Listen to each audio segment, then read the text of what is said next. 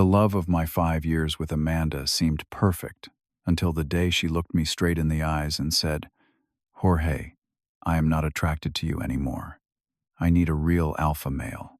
I swallowed my pain, nodded, and simply said, "I understand."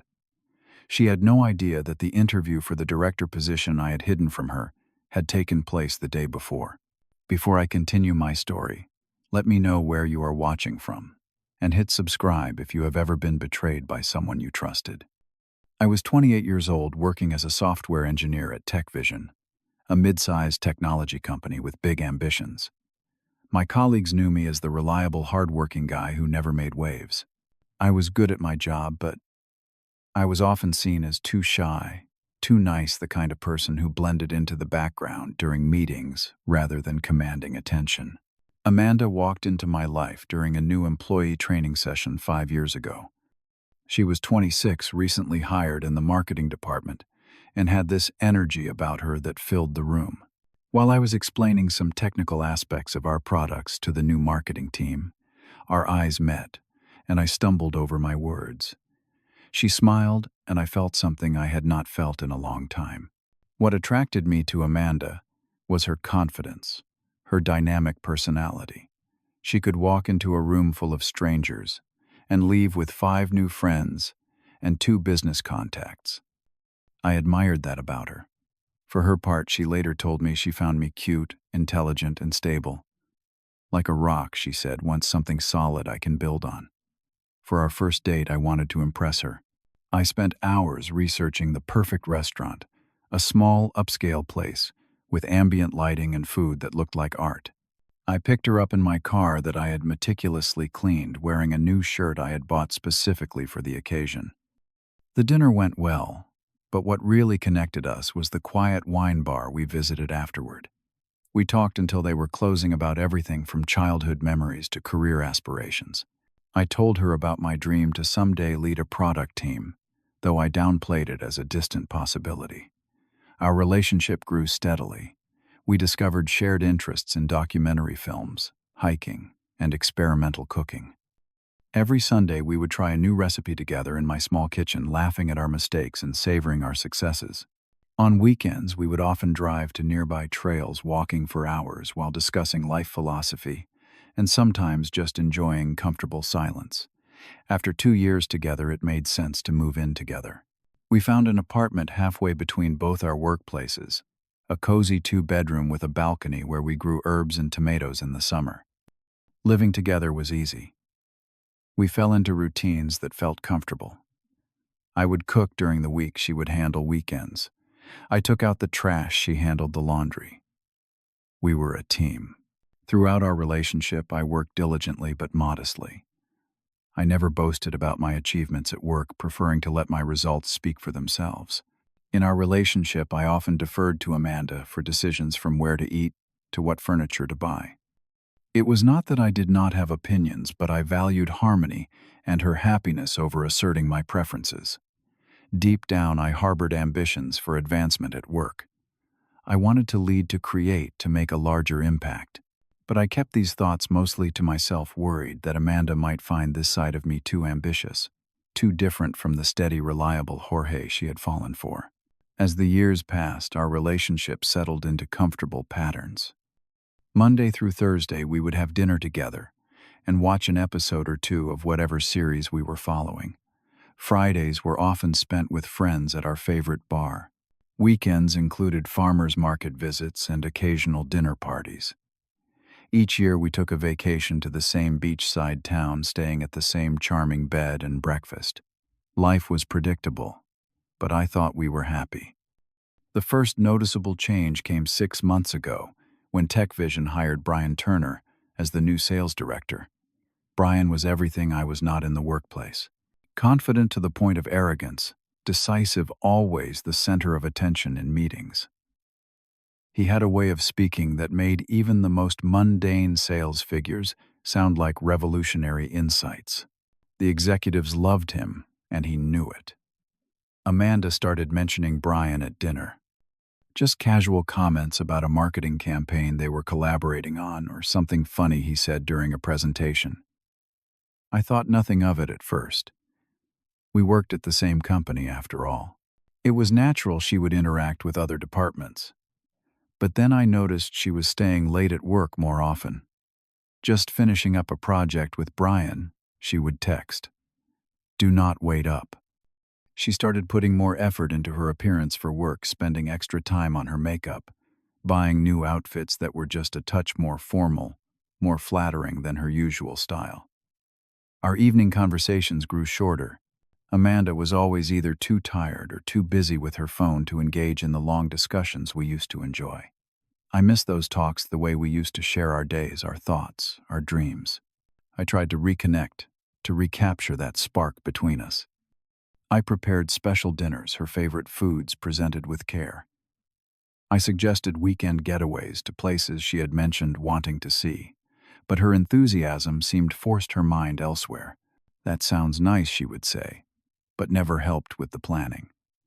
Eventually, most of my suggestions were met with excuses about work deadlines or being too tired.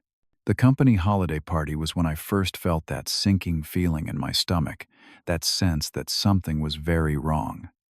Amanda and Brian were engaged in conversation across the room, and the way she laughed at whatever he was saying, the way her eyes lit up, it was painfully familiar.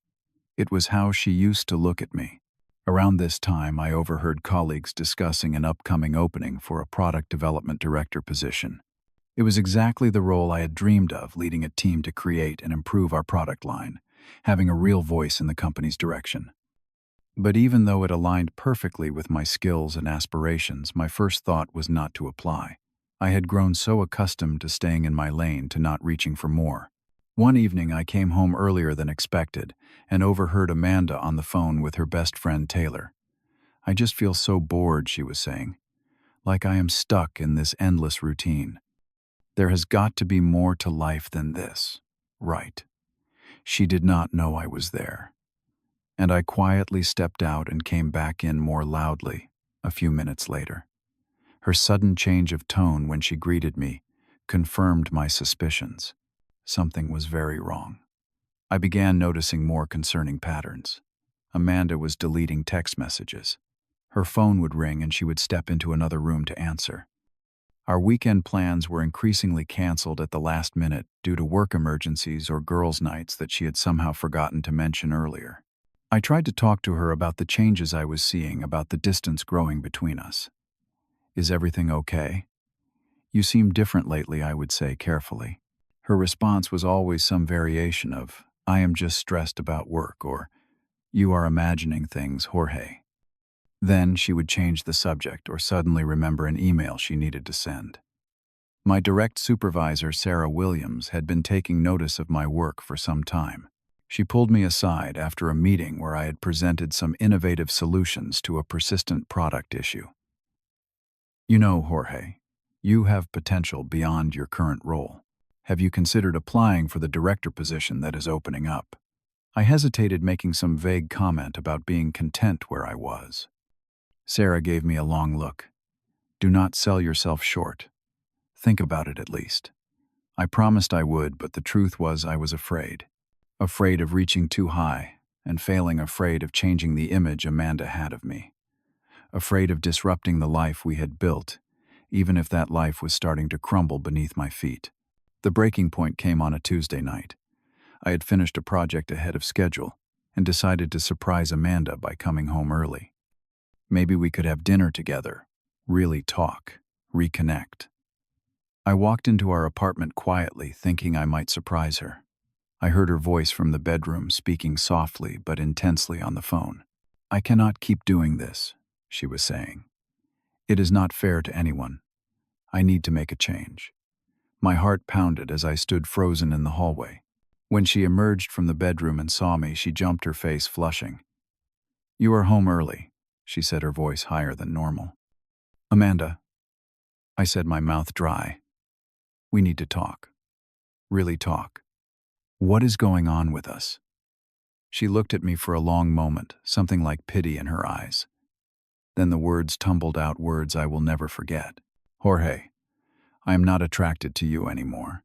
I need a real alpha male." The world seemed to tilt on its axis. I sat down heavily on our couch, the same one we had picked out together 3 years ago, arguing good-naturedly about the color. "What does that even mean?" I finally managed to ask. Amanda sighed, sitting across from me. "I need someone ambitious, assertive someone who goes after what he wants. You are just content. You never push for more, never take risks. You are the same person you were 5 years ago, in the same job, with the same modest goals." "I thought we were happy," I said quietly. "I was for a while, but I want more now. I want someone who challenges me, who has fire in him." She hesitated, then added, "Brian is applying for that director position. That is the kind of man I need. Someone who sees what he wants and takes it, not someone who always plays it safe." I absorbed her words, each one a sharp blow. But strangely, beneath the pain, I felt something else. A clarity, a resolve. "I understand," I said simply. That night I lay awake long after Amanda had fallen asleep. I thought about Sarah's encouragement, about the director position, about the parts of myself I had suppressed for years. Why had I been so afraid to reach higher? Had I been hiding my ambitions to make Amanda comfortable, or because I was afraid of failure? By morning I had made a decision. I would not let Amanda's definition of an alpha define my worth or shape my life. I would pursue the director position not to win her back, but for myself, for the potential Sarah had seen in me that I had been too afraid to acknowledge. As soon as I reached the office, I called Sarah. "Is it too late to apply for the director position?" I asked without preamble. There was a pause then. Sarah said, "The deadline was yesterday, but I might be able to pull some strings." "What changed your mind?"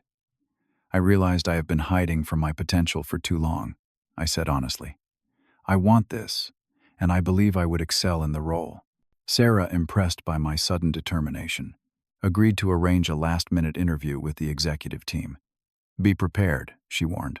"They will want to know why you waited until after the deadline, and why they should consider you over other candidates who applied on time." I spent every spare moment preparing, researching the company's product roadmap, identifying areas for improvement, drafting a comprehensive vision for the department. I practiced answers to potential questions, worked on my presentation skills, and for the first time in years, I allowed myself to fully embrace my ambitions. Meanwhile, Amanda began packing her things. "I need space and time to figure things out," she said, not meeting my eyes. I did not try to stop her. My focus had shifted to the challenge ahead, to proving to myself that I could be more than I had allowed myself to be. The interview day arrived. I wore my best suit, one Amanda had never seen, because I had bought it secretly, thinking it too bold for my usual style. As I sat before the panel of executives, including the CEO, I felt strangely calm. For the first time, I was not hindered by fear of failure or concern about how others might perceive my ambition. I presented my vision clearly and confidently, answering questions with thoughtful, well-researched responses. Walking out of that interview room, regardless of the outcome, I felt liberated. I had finally shown my true capabilities, my authentic self. Whatever happened next, I knew I would never shrink myself again to fit someone else's expectations or to avoid the risk of failure. 2 weeks after my interview, I received a call from the CEO himself. "Jorge, we were impressed with your vision for the department and your untapped potential. The position is yours if you want it." I accepted immediately, a surge of pride washing over me. The following Monday, I moved into the corner office that came with my new title, Director of Product Development. The space was impressive, with floor-to-ceiling windows and a view of the city skyline. As I arranged my few personal items on the expansive desk, I felt like I was finally where I belonged. Office gossip travels fast. I soon heard through the grapevine that Brian had been passed over for his desired promotion and was not taking it well. Apparently, he had told several people that the position was practically guaranteed to him. The thought gave me a small, admittedly petty satisfaction. My first day in the new role included a team meeting where I would outline my vision for the department. I had prepared thoroughly, creating a presentation that mapped out our goals, challenges, and the path forward. As my team filed in, I saw the curiosity in their eyes. Many had worked with me for years as peers and were adjusting to seeing me in a leadership role. To my surprise, the transition felt natural. I spoke with a confidence I did not know I possessed, answering questions thoughtfully and delegating initial tasks. By the end of the meeting, I could sense a shift in the room from uncertainty to cautious optimism. Colleagues who had barely noticed me before now stopped by my office to offer congratulations. Some seemed genuinely surprised by my transformation from the quiet engineer to a decisive leader. "I had no idea you had this in you, Jorge," one longtime coworker commented. I simply smiled and said, "Neither did I, for a long time." A week into my new role, I received a company-wide email about an upcoming interdepartmental project that would require close collaboration between product development and marketing. My stomach tightened. I knew this meant working directly with Amanda. The first planning meeting was scheduled in the main conference room. As the new department head, I would be leading the discussion. I arrived early to set up reviewing my notes and preparing mentally for the inevitable awkwardness of the situation. Executives and team leads filed in, including Amanda, who was accompanied by Brian. I noticed them enter together, deep in conversation. Then Amanda looked up and saw me at the head of the table. Her eyes widened, her face draining of color as realization dawned I was now effectively her boss for this project. I maintained my composure, greeting everyone professionally and beginning the presentation. Throughout the meeting, I could feel Amanda's eyes on me as I spoke confidently about product roadmaps, market positioning, and development timelines. It was as if she was seeing a completely different person than the Jorge she had left. Brian, seemingly unable to accept the new dynamic, repeatedly challenged my proposals. "That timeline is unrealistic," he interrupted at one point. "And the marketing angle you are suggesting misses the mark completely." In the past, such confrontation would have made me retreat. Instead, I calmly pulled up market research data I had prepared. "The timeline is ambitious, but achievable with the team we have. As for the marketing angle, our customer surveys indicate this approach aligns perfectly with user needs. But I am open to seeing any contradicting data you might have, Brian." He had none, and the room knew it. The meeting continued with others contributing constructively, while Brian simmered in silence. Afterward, as everyone filtered out, Amanda lingered behind. I busied myself gathering my materials, bracing for the conversation to come. "Jorge," she said, softly approaching my end of the table, "I had no idea about your promotion. Congratulations." "Thank you," I replied neutrally, not looking up from my papers. "This is quite a change. I never knew you wanted a leadership role." "There were a lot of things I kept to myself," I said, finally meeting her gaze. "That was my mistake." An uncomfortable silence stretched between us before I added, "We should keep things professional at work, Amanda. I think that would be best for everyone." She nodded, looking somehow disappointed, though what right she had to disappointment I could not imagine. "Of course. Professional." She turned to leave, then paused. "For what it is worth, you are very good at this." I was impressed today. After she left, I sat alone in the conference room for a moment, processing what had just happened. There was no satisfaction in seeing her surprise, no vindication in the awkwardness between us, only a strange sense of closure, of pages turning. That evening, I received a text from Amanda. "I really had no idea this was something you wanted or could do so well. I think we should talk. I misjudged you." I looked at the message for a long time before responding. "I appreciate that, but I think we both need to move forward separately. I wish you well, Amanda." The next 6 months brought tremendous growth, both for the product department and for me personally. Under my leadership, we launched 2 successful product updates and began development on an innovative new service line that had the executive team buzzing with excitement.